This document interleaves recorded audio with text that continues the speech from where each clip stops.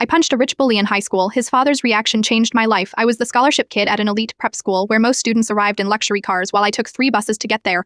For 2 years, I kept my head down, studied hard, and ignored the occasional charity case comments. Then there was Blake Part, son of a real estate mogul, drove a BMW at 16 and made it his mission to remind me daily that I didn't belong. He'd accidentally spill drinks on my secondhand uniform, knock my books to the floor, or loudly ask if I needed money for lunch. I never reacted. My single mom worked double shifts to cover what my scholarship didn't. One suspension and I'd lose everything. The breaking point came during finals week junior year. I was exhausted from studying all night while working weekend shifts at a grocery store. Blake saw me dozing in the library and decided it would be hilarious to slam his textbook down next to my head. When I jumped, he laughed and said, "Wake up, scholarship. Your kind doesn't get to sleep through life like the rest of us." Something snapped too. Years of swallowed anger exploded. Before I could think, my fist connected with his perfect jawline. He stumbled back, eyes wide with shock, blood trickling from his lip. I immediately felt sick. This was it. I'd be expelled. My mother's sacrifices wasted. The headmaster's office was silent as we waited. Blake with an ice pack, me staring at my bruised knuckles. When Blake's father arrived, I braced myself for the worst. Mr. Richardson was everything I expected: parent-tailored suit, commanding presence, cold eyes. The headmaster explained what happened, showing security footage of both the provocation and my punch. I waited for the explosion. Instead, Mr. Richardson turned to his son and asked in a dangerously quiet voice, "Is this how I raised you to behave?" Blake stammered, "Dad, he hit me after you harassed him. I saw the video." Mr. Richardson's voice was ice. "You've been given every advantage in life, and this is how you use it. To torment someone working twice as hard as you've ever had to." The headmaster suggested a week's suspension for me. Mr. Richardson shook his head. "Number, my son will serve that suspension instead." And he looked at me. "I understand you work weekends?" I nodded, confused. "Not anymore. Blake's trust fund will cover your remaining tuition and expenses. You'll focus on your studies. Blake will take your weekend shifts at the grocery store for the rest of the school year to learn some humility." Blake turned pale. "Dad, you can't." "I absolutely can, and I should have done it years ago. That summer, I interned at Richardson Real Estate. 4 years later, Mr. Richardson paid for my business degree. Today, I run the company's charitable foundation, which provides scholarships to students like I once was. Blake works in our marketing department. We're not friends, but we respect each other. Sometimes it takes a punch to change a life, Pern his and mine.